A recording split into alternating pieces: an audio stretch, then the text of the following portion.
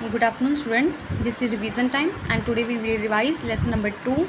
The name of lesson is bringing up curry. For today we will revise its 4 questions. Let's have a look. The first question is, the enclosure in which curry lived had a thatched roof that lay on thick tree stumps. Examine the illustration of curry's pavilion on page number 8 and say why it was built that way. आपको बताना है जो करी की pavilion थी वो इस तरह से क्यों बनी हुई थी कि मोटे मोटे ट्री स्टम्प्स पे वो थैटिस रूफ रखी हुई थी, तो इसका रीज़न क्या था ये आपको बताना है. The answer is the thatched roof of the pavilion in which Kari lived rested on thick tree stumps.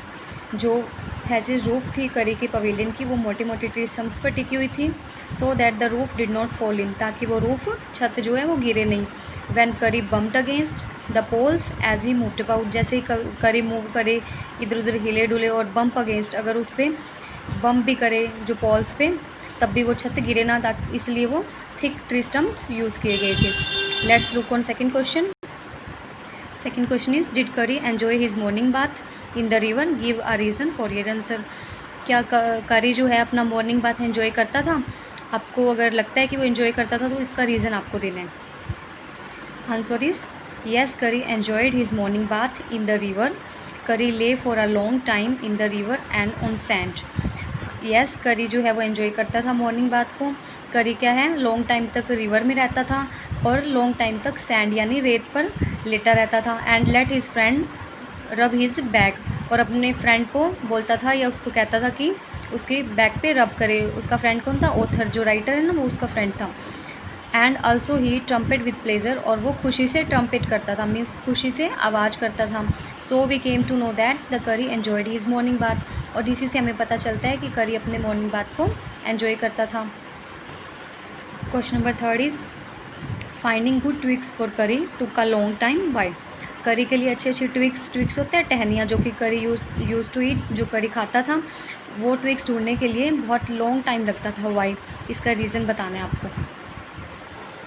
Answer is Kari like to eat only the most delicate and tender twigs. Kari कैसी ट्विक्स खाना पसंद करता था? मोस्ट डेलिकेट, जो बहुत soft होती थी, and tender मतलब बहुत पतली पतली ट्विक्स होती थी. So his friend had to climb all kinds of trees to get twigs for him.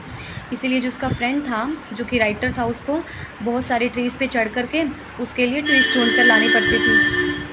Also Kari did not touch twigs that got mutilated, और करी उन ट्विक्स को टच भी नहीं करता था जो म्यूटिलेटेड हो जाती थी, मीन्स टूट फूट जाती थी, अच्छे से साइज में नहीं होती थी, सॉफ्ट नहीं होती थी, उनको टच भी नहीं करता था.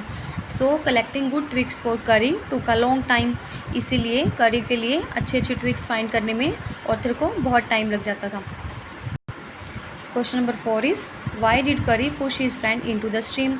अब करी ने अपने फ्रेंड को स्ट्रीम में पुश क्यों किया? आपने लेसन रीड किया स्टूडेंट्स. करी जब स्ट्रीम में होता है या रिवर में होता है तो अपने फ्रेंड को वो झटका देकर पुश कर लेता है रिवर में. Why did he do so, उसने ऐसा क्यों किया? Let's find. Kari pushed his friend into streams to save a drowning boy. Kari ने अपने फ्रेंड को स्ट्रीम में इसलिए पुश किया क्योंकि वो एक ड्रोनिंग बॉय को, मीन्स एक डूबते हुए बॉय को, लड़के को बचाना चाहता था. Because he himself could not pull out the boy from river, क्योंकि वो खुद उस बॉय को पुल आउट नहीं कर पाया था रिवर से. उसने भी ट्राई किया था कि वो बॉय को बाहर निकाल पाए, बट जब वो नहीं कर पाया तो उसने अपने फ्रेंड को पुश किया because he wanted to save a drowning boy, क्योंकि वो एक डूबते हुए लड़के को बचाना चाहता था. So these are the question students. Revise it for tomorrow's test. Have a nice day.